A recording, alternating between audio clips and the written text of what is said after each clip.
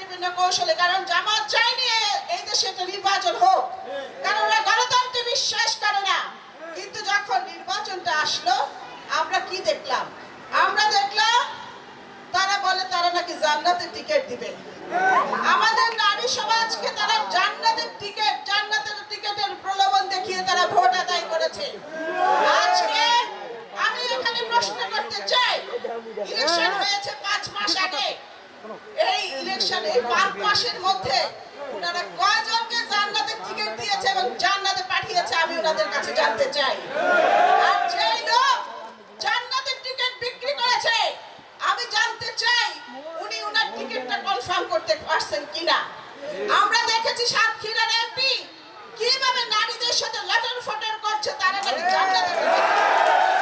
এখানে আমি সবাইকে একসাথে পেয়েছি। আমি বলতে চাই যে আগামীতে স্থানীয় সরকার নির্বাচন অনুষ্ঠিত হতে যাচ্ছে। আমার বক্তব্য পরিষ্কার, যারা